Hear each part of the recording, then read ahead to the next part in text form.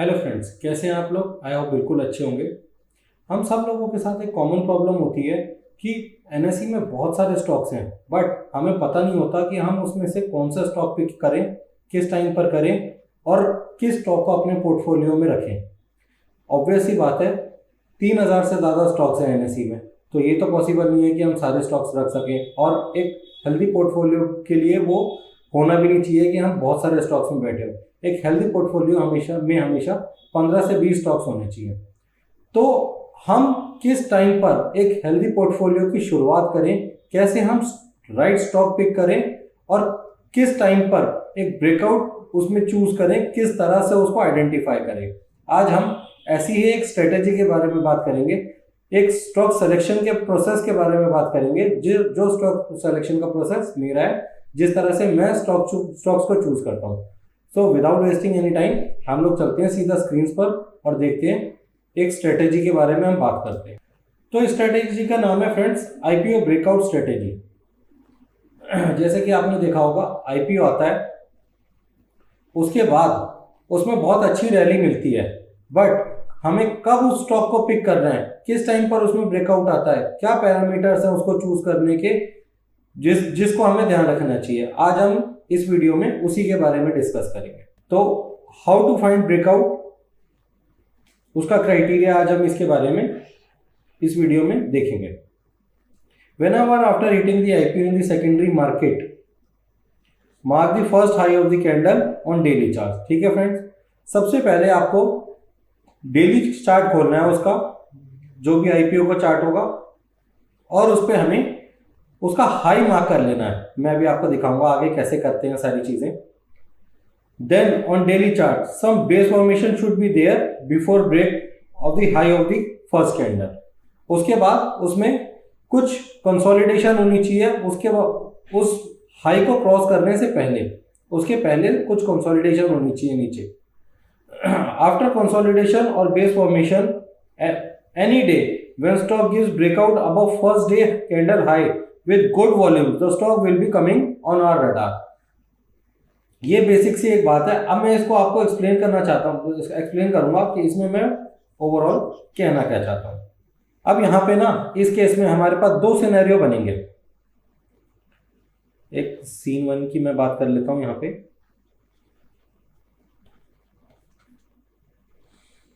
Scene 1 में क्या है कि हमारे ये फर्स्ट डे की कैंडल है,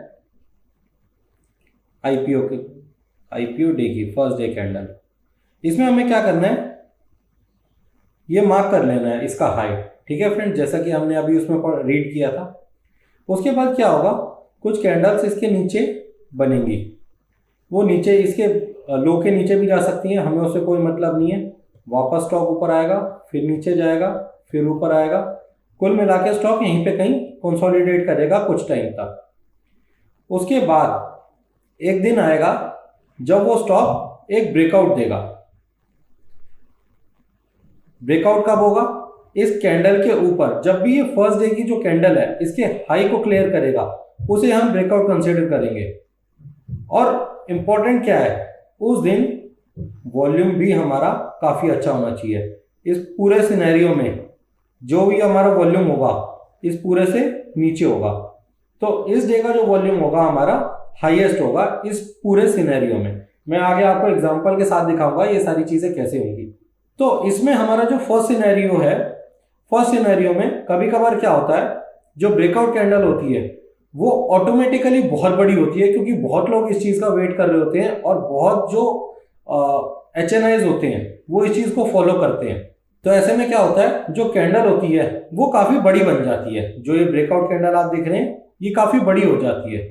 तो इस केस में हमें क्या करना होता है, हमें क्लोजिंग का वेट करना होता है। फर्स्ट ऑफ ऑल इस कैंडल की क्लोजिंग का वेट करना होता है। जब भी ये कैंडल क्लोज होती है उसके बाद हमें ऑब्वियसली उस डे की इवनिंग में हम आइडेंटिफाई करेंगे उसको कि हाँ इसमें आज ब्रेकआउट हुआ था, तो हम नेक्स्ट डे उस पर कोई एक्शन लेंगे। तो अगर ये कैंडल हमारी बहुत बड़ी होती है तो हम इसमें यहां पर ट्रेड करेंगे सिर्फ 50% क्वांटिटी के साथ। ठीक है, 50% क्वांटिटी के साथ हम यहां पे ट्रेड करेंगे। और बाय चांस अगर ये स्टॉक यहाँ पर हमें वापस से कुछ थोड़ा बहुत नीचे मिलता है 2-4 दिन में, तो अगर ये स्टॉक रिट्रेस करता है तो हम यहाँ पर इस स्टॉक में पिरामिडिंग करेंगे। जितनी भी स्टॉक में हमें बाइंग करनी है हम 100% तक वहां पर कर लेंगे। अभी मैं आगे इसमें स्टॉप लॉस भी बताऊंगा आपको, और ये भी बताऊंगा कि हम इसमें एग्जिट कैसे करेंगे और इसको राइड कैसे करेंगे। जब हम इस तरीके से राइड कर देंगे उसमें हमारे 50% टू 100% और मल्टीबैगर के रिजल्ट्स भी आते हैं फ्रेंड्स। जी हाँ, मैंने देखे हैं 50% से अबव के रिजल्ट्स भी आते हैं। ठीक है, ये हो गया फर्स्ट सिनेरियो की बात। सेकंड सिनेरियो की मैं अब बात करता हूं। ये हमारी फर्स्ट डे की कैंडल है जो कि थोड़ी सी बड़ी भी हो सकती है।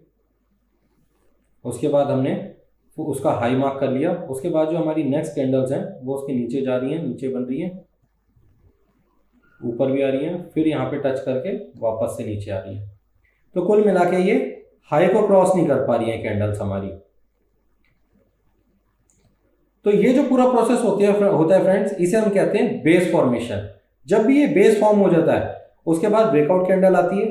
अब ये इस सिनेरियो में हम बात करेंगे कि ब्रेकआउट कैंडल जब छोटी होती है, ये सिनेरियो हमारे लिए थोड़ा परफेक्ट होता है। यहां पर भी हमें वॉल्यूम को ध्यान देना है। वॉल्यूम हमारा बाकी दिन के कंपैरेटिवली अच्छा होना चाहिए, ऑलमोस्ट 2x या 3x होना चाहिए। तो इस कैंडल पे हम जो एंट्री करेंगे वो 100% से कर सकते हैं, क्योंकि उसमें हमारा स्टॉप लॉस जो होगा वो थोड़ा छोटा होगा। वहां पर सिनेरियो 1 में हमने जो बात करी थी 50% क्वांटिटी इसलिए करी थी क्योंकि उसमें हमारा स्टॉप लॉस कभी कभार बड़ा हो जाता है, इसलिए हम उसमें पिरामिडिंग करेंगे जब स्टॉक नीचे आएगा। ठीक है, अब मैं इसमें आपको एग्जांपल के थ्रू दिखाता हूं चार्ट पर सीधा कि हम इस चीज को कैसे कर सकते हैं। जैसा कि आप देख सकते हैं फ्रेंड्स, ये एक रिसेंटली लिस्टेड स्टॉक है आइनॉक्स इंडिया। ये स्टॉक हमारा लिस्ट हुआ था 21 दिसंबर 2023 को। तो जैसा कि हमारा फर्स्ट जो क्राइटेरिया था, हमें क्या करना है, फर्स्ट डे के हाई को मार्क कर लेना, जैसे कि हमने यहाँ पर कर लिया। फर्स्ट डे का हाई हमने मार्क कर लिया। तो यहाँ पर जैसे कि आप देख सकते हैं इसने उसके बाद बेस फॉर्मेशन किया। ये स्टॉक नीचे गया, फिर थोड़ा ऊपर आया, फिर नीचे गया, फिर वहां से इसने एक रैली बनाई। जब इसने रैली बनाई उसके बाद यहां पर इस डे पर स्टॉक ने 6 फरवरी को ऑलमोस्ट ये हुआ था दिसंबर में, 2 महीने के कंसोलिडेशन के बाद और 1 सवा महीने के कंसोलिडेशन के बाद इस स्टॉक ने एक अच्छा खासा ब्रेकआउट दिया इस कैंडल में। और जैसा कि आप देख रहे हैं फ्रेंड्स, हमारा दूसरा क्राइटेरिया क्या था, वॉल्यूम्स हाई होने चाहिए। इस कैंडल में क्या है, वॉल्यूम्स हाई हैं, बाकी सारे दिन के कंसोलिडेशन के मुकाबले यहाँ सबसे हाईएस्ट वॉल्यूम है हमारे पास। ठीक है, तो यहाँ पर हमारे पास स्टॉक तो आइडेंटिफाई हो गया। अब हमारा नेक्स्ट काम क्या है, इसमें ट्रेड करना। तो जैसा कि आप देख रहे हैं यहाँ पे जो कैंडल है थोड़ी सी बड़ी है, इसमें अगर हम स्टॉप लॉस लेंगे तो वो काफी बड़ा हो जाएगा हमारा। अगर हम इतना बड़ा स्टॉप लॉस लेंगे तो हमें यहाँ पर क्या करना है, नेक्स्ट डे, इस डे पर जो सेकंड डे हमारा इसका ब्रेकआउट का नेक्स्ट डे होगा 7 फेब, यहाँ पर हमें 50% से क्वांटिटी अपनी बना ली। ऑल्दो ये ओपनिंग पर ही हमें ट्रेड बना लेना है 50% क्वांटिटी के साथ। ऑल्दो ये जो कैंडल है हमारी रेड क्लोज हुई है, बट हमें उससे कोई फर्क नहीं पड़ता। हमें स्टॉक में पिरामिडिंग करनी है उसके बाद। जैसा कि आप देख सकते हैं उसके बाद ये स्टॉक वापस से थोड़ा सा रिट्रेस किया है, हम यहाँ पे पिरामिडिंग करेंगे और यहाँ पे 100% तक क्वांटिटी अपनी बना लेंगे। ठीक है फ्रेंड्स, उसके बाद हमारा नेक्स्ट स्टेप क्या होगा, नेक्स्ट स्टेप हमारा होगा स्टॉप लॉस फाइंड करना और उसमें राइड कैसे करें हम स्टॉक में। ये तो हमारे नेक्स्ट सिनेरियो है। तो हम इस स्टॉक को राइड जिस तरह करेंगे उसके लिए हम सुपर ट्रेंड यूज करेंगे। हम इंडिकेटर सेक्शन में जाके सुपर ट्रेंड लगा लेंगे। मैंने यहाँ पे सुपर ट्रेंड ऑलरेडी लगा रखा है, तो मैं आपको दिखा देता हूँ। सुपर ट्रेंड की जो हमारी सेटिंग्स रहेंगी वो डिफॉल्ट रहेंगी, हमें उसमें कोई चेंजेस नहीं करना है। तो जैसे कि आप यहाँ पे देख सकते हैं जब इस स्टॉक ने ब्रेकआउट दिया है यहाँ पर इस कैंडल ने, तो हमारा वॉल्यूम तो हाई था ही और सुपर ट्रेंड भी हमारा पॉजिटिव था, जो कि क्या है, एक पॉजिटिव सिग्नल। तो हमें सुपर ट्रेंड को ये जरूर देखना है कि जिस टाइम पर स्टॉक ब्रेकआउट दे रहा है तो हमारा सुपर ट्रेंड पॉजिटिव होना चाहिए। ठीक है फ्रेंड्स, सुपर ट्रेंड हमारा यहाँ पे पॉजिटिव है, हमें स्टॉक को राइड करना है डेली चार्ट पे जब तक सुपर ट्रेंड हमारा पॉजिटिव रहेगा। तो टिल डेट भी आप देख सकते हैं फ्रेंड्स, इसने अभी तक हमें एग्जिट नहीं कराया, सुपर ट्रेंड हमारा पॉजिटिव है। और रही इसके बाद हमारी स्टॉप लॉस की बात, जो हमारा स्टॉप लॉस था हमारा फ्रेंड्स, स्टॉप लॉस सबसे मेन बात, स्टॉप लॉस इसमें बहुत छोटा स्टॉप लॉस होता है, रिस्क रिवॉर्ड के मुकाबले हमारा स्टॉप लॉस इसमें बहुत छोटा होता है। मैं आपको दिखा देता हूँ, स्टॉप लॉस हमारा होता है यहाँ पर लो इस कैंडल का, जो ब्रेकआउट कैंडल होती है उस कैंडल का सिर्फ लो हमारा स्टॉप लॉस होता है। मैं आपको यहाँ पर रिटर्न्स दिखा देता हूँ। अब तक इस स्टॉक ने जो ब्रेकआउट दिया था वो हमें दिया था 6 फरवरी को, और आज जब मैं ये वीडियो शूट कर रहा हूँ तो 1 मार्च है, 1 मार्च है। जैसे कि आप देख सकते हैं फ्रेंड्स, यहाँ पर ये जो कैंडल बनी है ये 1 मार्च है, आज का जो डे है। तो मैं अब तक की इसकी रिटर्न्स आपको दिखा देता हूँ कि इसने कितना परसेंट अब तक की रिटर्न्स हो चुकी है वहाँ से, और कितना परसेंट हमारा स्टॉप लॉस था वो भी मैं आपको दिखाऊंगा अभी। ये हमारा एंट्री लेवल था, इस एंट्री लेवल के बाद इस स्टॉक ने जो हाई लगाया वो 30% तक का भी लगाया, और करंट डेट तक का हमारा जो रिटर्न है वो 20% का है, जबकि हमारा स्टॉप लॉस इसमें ऑटोमेटिकली ट्रेल हो रहा है। हमें पता है हमें यहाँ पे एग्जिट कब लेना है, हमें एग्जिट लेना ही नहीं है, हमारे होल्डिंग के लिए स्टॉक है। और जैसा कि आप देख सकते हैं 20% तक की इसने रिटर्न अब तक दी है, और जो हाईएस्ट अभी तक मार के आया 30% तक की भी रिटर्न इसने दी है। ये स्टॉक मैंने रिसेंटली ब्रेकआउट पर लिया भी था फ्रेंड्स, इसलिए ये एग्जांपल मैं आपको दे रहा हूँ यहाँ पर। अब चलते हैं हम अपने स्टॉप लॉस की तरफ कि हमारा इसमें स्टॉप लॉस कितना परसेंट था। तो मोटा मोटी जो हमारा स्टॉप लॉस था 10% के आसपास का था, 10% के आसपास का स्टॉप लॉस था। पर यहाँ पर हमने क्या किया था, हमने यहाँ पर तो सिर्फ 50% क्वांटिटी ली थी इस हाई पर, जहाँ पर ये जहाँ से मैं मार्क कर रहा हूँ यहाँ पर तो हमने सिर्फ 50% क्वांटिटी ली थी। इसके बाद तो यहाँ पर हमने एवरेजिंग करी थी, और यहाँ पर हमने 100% क्वांटिटी तक गए थे। तो हमारा जो ओवरऑल स्टॉप लॉस रहा होगा वो हमारा 7% to 8% के आसपास रहा होगा, इससे ज़्यादा नहीं रहा होगा अगर हम उसमें एवरेज प्राइस के हिसाब से लगाएं तो। और उसने अब तक की हमें इन लेस देन 1 मंथ हमें जो रिटर्न दिए हैं वो 30% की दे दी है। तो देख रहे हैं फ्रेंड्स कितना अच्छा प्रोसेस है, इसमें हम कितनी इजीली स्मूथली प्रोसेस को फॉलो करके स्टॉक का ब्रेकआउट फाइंड आउट कर सकते हैं। अब हम चलते हैं अपने नेक्स्ट स्टॉक की तरफ। नेक्स्ट स्टॉक जिसने ब्रेकआउट दिया था और जो रिसेंटली लिस्टेड स्टॉक है वो है आज़ाद इंजीनियरिंग। ये रिसेंटली लिस्टेड स्टॉक है फ्रेंड्स, आपको अच्छे से पता होगा अगर आप मार्केट में रेगुलरली ट्रेड करते हैं या रेगुलरली अपडेटेड रहते हैं तो आपको पता होगा ये स्टॉक रिसेंटली लिस्टेड थे। मैं एक बार क्लियर सुपर ट्रेंड को इसमें ऐड कर देता हूँ फिर से इसमें एक एग्जांपल लेने के लिए। तो वही क्राइटेरिया हम इसमें फर्स्ट डे के हाई को मार्क कर लेते हैं। फर्स्ट डे के हाई को हमने यहाँ पे मार्क कर लिया।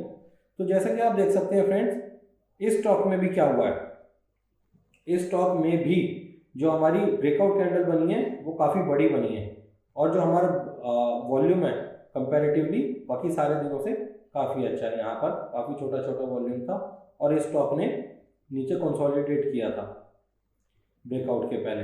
यही हमारा अब आप पूछेंगे कि हम इस कैंडल में क्यों नहीं एंट्री करेंगे। इस कैंडल में हम इसलिए एंट्री नहीं कर सकते यहाँ पर क्योंकि इस कैंडल ने क्लोजिंग नहीं दी है उसके ऊपर। हमें क्या करना है, क्लोजिंग का वेट करना है। अगर आपको अर्ली एंट्री करनी है तो डेफिनेटली आप जस्ट इसके ब्रेकआउट पर कर सकते हैं, बट हाँ मैं वो एडवाइस नहीं करूँगा आपको। तो यहाँ पर नेक्स्ट डे इसने एंट्री दिया हमें। इस केस में क्या हुआ है फ्रेंड्स, इस केस में उसने हमें पिरामिडिंग का मौका ही नहीं दिया। तो यहाँ पर हम सिर्फ 50% क्वांटिटी अपनी बाय करेंगे और 50% क्वांटिटी से ही हम चलने देंगे, क्योंकि स्टॉक ने हमें पिरामिडिंग का कोई मौका ही नहीं दिया। क्योंकि इसमें स्टॉप लॉस भी बहुत बड़ा था, हम इतना बड़ा स्टॉप लॉस नहीं ले सकते। तो एंट्री के बाद इस स्टॉक ने अब तक कितने परसेंट रिटर्न दिए हैं वो मैं आपको दिखा देता हूँ। ये ओपनिंग लेवल था, ये देखिए फ्रेंड्स 43% के रिटर्न्स मिल चुके हैं अब तक हमें इस स्टॉक में। और हम यहाँ पे अगर सुपर ट्रेंड अप्लाई कर लेते हैं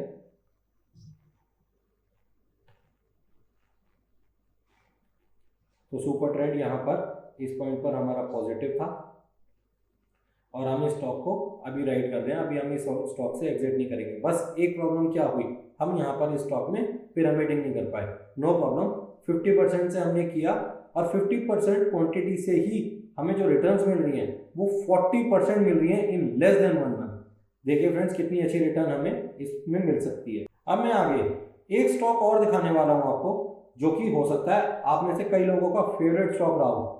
कई टाइम पर कई लोगों ने इस स्टॉक को ट्रैक भी किया हो, बट जब ब्रेकआउट आया, एक्चुअल ब्रेकआउट, तब हो सकता है इस स्टॉक को आप मिस कर रहे हैं। इस स्टॉक का नाम है जियो फाइनेंशियल्स। तो जैसा कि आप देख सकते हैं फ्रेंड्स, मैंने जियो फाइनेंशियल का चार्ट लगा दिया है यहाँ पर। तो हम नेक्स्ट स्टेप है हमारा फर्स्ट डे के हाई को मार्क करना, जो कि हमने यहाँ पर कर लिया।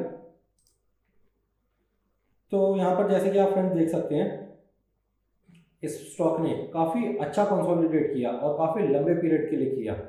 तो इस स्टॉक का जो फर्स्ट डे डेब्यू था वो था 21 अगस्त को, 21 अगस्त 2023 को। उस स्टॉक ने इसके बाद जो कंसोलिडेट किया बहुत लंबे टाइम के लिए किया, लोअर सर्किट भी मारे, फिर अपर सर्किट भी मारे। और यहाँ पर आप देख रहे हैं फ्रेंड्स, ये एक क्लियर कट एग्जांपल है कि यहाँ पर आप देख सकते हैं उसने क्लोजिंग उसके ऊपर नहीं कर पाया। कितनी ज़्यादा अच्छे से बाउंस बैक मारा, वी शेप रिकवरी दिखाई है, बट उसके बावजूद भी वो उसके ऊपर क्लोजिंग देने में कामयाब नहीं रहा। उसके बाद ये स्टॉक वापस से कंसोलिडेट करने नीचे आया, काफ़ी अच्छा एक राउंड बनाया, cup and handle type of formation बनाया और उसके बाद इसने इस कैंडल में ऑलमोस्ट ब्रेकआउट दे दिया।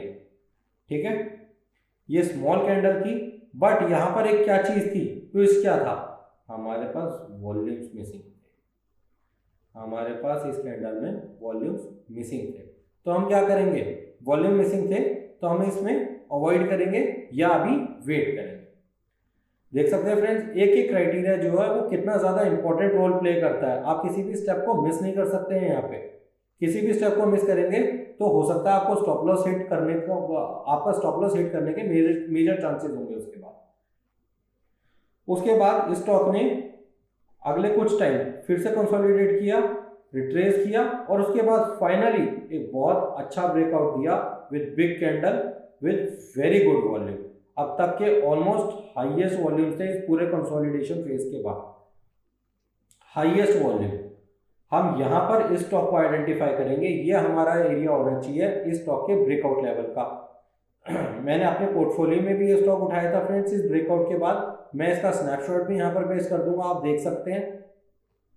यहाँ पर नहीं मैं भी ट्रैप हुआ था क्योंकि यहाँ पर वॉल्यूम्स मिसिंग थे। ये कोई एडवाइस नहीं है, ये पास डेटा है, इसलिए मैं आपको बता रहा हूँ कि मैंने किस तरह से स्टॉक को पिक किया था। तो यहाँ पर हमारा नेक्स्ट स्टेप क्या है, हम फिर से सुपर ट्रेंड को अप्लाई करेंगे। सुपर ट्रेंड यहाँ पर देखिए फ्रेंड, कितनी ब्यूटीफुल चीज़ें हैं। अभी तक ये चीज़ मैंने देखी भी नहीं थी, मैं अभी आपके सामने लाइव देख रहा हूँ ये चीज़। ये देखिए सुपर ट्रेंड हमारा इसी कैंडल में पॉजिटिव हुआ है, इसी कैंडल में हमारा सुपर ट्रेंड पॉजिटिव हुआ है। यहाँ पर ये रेड था इसके पहले, इसी कैंडल में हमारा सुपर ट्रेंड पॉजिटिव हुआ है और हमारा ब्रेकआउट भी है अच्छा खासा विद वेरी गुड वॉल्यूम्स। हमारे सारे क्राइटेरियाज को इसने फुलफिल किया है, तो ये हमारा एक ब्रेकआउट था। बट यहाँ पर क्या हुआ, यहाँ पर भी वही बिग बार था, बहुत बड़ी कैंडल थी, तो हम इसका स्टॉप लॉस इतना बड़ा नहीं ले पाएंगे। तो हम यहाँ पर क्या करेंगे, यहाँ पर हम 50% क्वांटिटी बाय करेंगे नेक्स्ट डे। यहाँ पर इस ओपनिंग पर, इस डे की ओपनिंग पर यहाँ हम 50% क्वांटिटी बाय करेंगे। उसके बाद हम पिरामिडिंग करेंगे, वो first candle, second candle, third candle. आप देख सकते हैं 3 कैंडल में उसने पिरामिडिंग का हमें मौका दिया है। हमने हर लेवल पे से पिरामिडिंग करेंगे और हमारा स्टॉप लॉस का लेवल क्या होगा, स्टॉप लॉस का लेवल था हमारा इस कैंडल का लो। देख सकते हैं फ्रेंड्स, ये जियो फाइनेंशियल परफेक्ट एग्जांपल है जिसे कई लोग बहुत टाइम से ट्रैक कर रहे होंगे और शायद से ब्रेकआउट, जब एक्चुअल ब्रेकआउट आया तब इसको बाय नहीं कर पाए। तो इसके लो के पहले पहले कैसे ये स्टॉक वापस से घूम गया और इसने पिरामिडिंग का हमें मौका भी दिया। मैं लेवल्स आपको दिखा देता हूँ, तब से अब तक हमारे क्या रिटर्न हो चुके, 22% के रिटर्न अब तक हमें दे चुका है हाईएस्ट। और आज के डेट जो 1 मार्च है, 1 मार्च की भी अगर हम बात करें तो आज तक के रिटर्न्स जो हमारे इसमें हो चुके हैं वो तकरीबन हो चुके हैं 12% के। और इसको ब्रेकआउट दिए हुए कितना टाइम हुआ है, इसने ब्रेकआउट दिया था में ट्रेड बनाया था, इसका जो ब्रेकआउट लेवल था, डे था, वो 5th था। तो देख सकते हैं आप कितने अच्छे डिसेंट रिटर्न्स इसने हमें दिए हैं, और सुपर ट्रेंड भी हमारा वहीं पर पॉजिटिव हुआ है, और इसने भी अभी तक हमें एग्जिट नहीं कराया। हम इस ट्रेंड को फॉलो करेंगे। अब इस प्रोसेस से मैं आपको बता रहा हूँ फ्रेंड्स, हम मल्टी बैगर रिटर्न्स भी जनरेट कर सकते हैं, मल्टी बैगर रिटर्न्स भी जनरेट कर सकते हैं। हमारा जो इसमें एग्जिट था, एग्जिट कब है? जब भी ये सुपर ट्रेंड हमारा नेगेटिव हो जाएगा, उस टाइम पर हमें स्टॉक से एग्जिट हो जाना है। और हम री एंट्री भी कर सकते हैं इसमें वापस से, अगर हमें ट्रेंड फॉलो करना है। जब भी सुपर ट्रेंड वापस से ग्रीन होगा डेली चार्ट्स पर, हम फिर से उसमें री एंटर भी कर सकते हैं। जैसे कि सुपर ट्रेंड यहाँ पर नेगेटिव हुआ था, इस तरह से जब ये सुपर ट्रेंड नेगेटिव हो जाएगा कहीं पर, तो हम वहाँ पर उसमें एग्जिट ले लेंगे, और फिर हम उसमें री एंट्री भी ले सकते हैं जब वो वापस से सुपर ट्रेंड हमारा पॉजिटिव होएगा, पॉजिटिव सुपर ट्रेंड। ठीक है फ्रेंड्स, ये हमारी पूरी स्ट्रेटेजी है, इसको फॉलो करके देखिए, बहुत अच्छे रिजल्ट्स मिलते हैं। मैं स्नैपशॉट भी डाल दूंगा कैसे मैंने तीनों स्टॉक्स को आइडेंटिफाई किया, और तीनों स्टॉक्स अभी भी मेरे पोर्टफोलियो में है। अभी तक मैं उन्हें राइड कर रहा हूँ, जबकि मुझे मोर देन 20% के रिटर्न्स तीनों स्टॉक्स में मिल चुके हैं। बट मेरी ये लॉन्ग टर्म होल्डिंग है। अब कहीं नीचे आएगा तो मैं उसमें पिरामिडिंग का भी ट्राई करूंगा, वो मेरा अपना स्टाइल है कि मैं उसमें कैसे पिरामिडिंग करूंगा, उसके लिए मैं आगे भी वीडियो बनाऊंगा। आगे भी आपको कोई स्टॉक दिखता है तो आप कमेंट्स में डाल सकते हैं, मैं उसका रिप्लाई करूंगा आपको। और आप लोगों ने भी कोई स्टॉक अगर आइडेंटिफाई किया हो तो उसको आप कमेंट सेक्शन में डाल सकते हैं, मैं उसके बारे में आपसे डिस्कस करूंगा। Thank you friends.